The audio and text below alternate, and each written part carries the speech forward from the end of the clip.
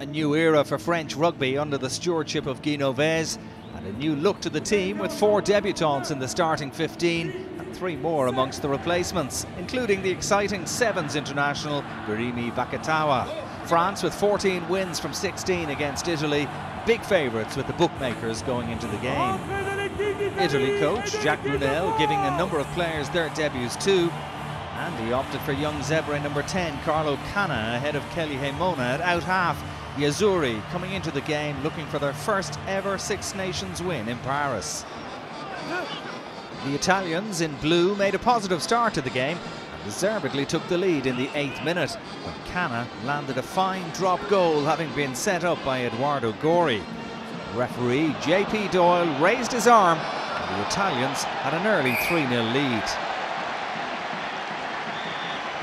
But it didn't take long for France to stamp their authority on proceedings. After Bézé had missed a kickable penalty, the home side edged in front in the 14th minute. A very well-worked score with Jedraziak, Picamol and Medard involved before Vakatawa cleverly evaded the tackler with some neat footwork for a try on his debut. A calm finish from the Sevens international, playing his first game of 15-man rugby since 2013. And although Bézé missed the conversion, France had a 5-3 lead. However, there would be no repeat of Italy's capitulation to France in Rome last year, and Brunel's men responded to that setback in a positive fashion.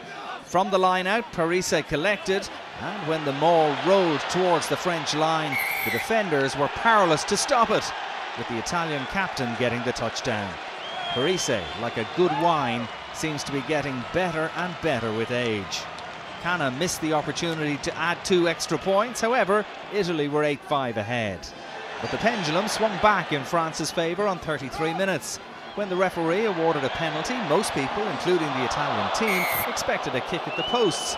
But quick thinking by Gael Fickou got play underway while the defence had switched off. And with a big overlap on the right-hand side, Loré played the ball out to Clermont's Damien Chouly, who drove over in the corner for the score. There wasn't much Bellini could do to prevent the big number 7 from crossing, and once more France were in front. Bézé was unsuccessful with the conversion, his 3rd missed kick in a row, but the home side led 10 points to 8.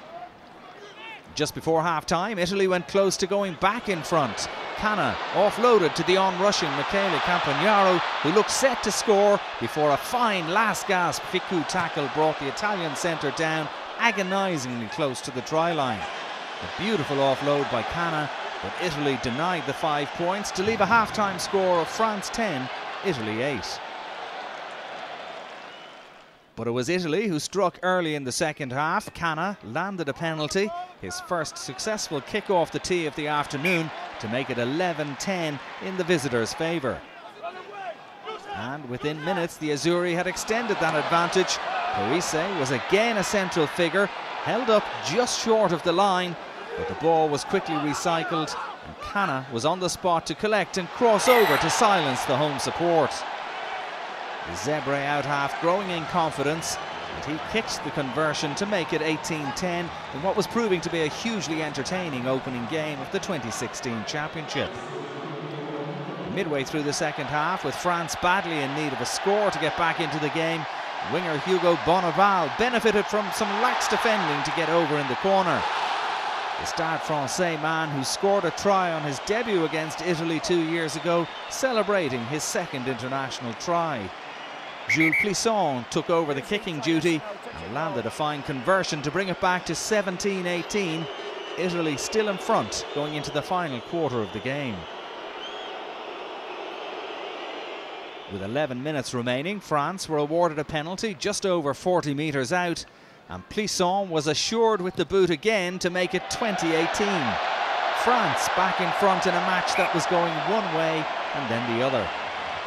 6 minutes from time, Kelly Hemona, on as a substitute, kept his nerve and found the target to put Italy 21-20 ahead in a nail-biting final few minutes.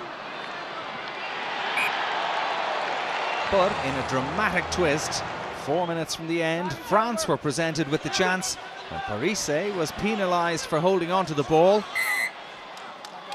The Italian captain disagreed with referee Doyle's decision and argued his case. But the impressive Plisson from close to halfway kicked with accuracy to make it 23-21. Parisse clearly unhappy with the decision that had gone against him.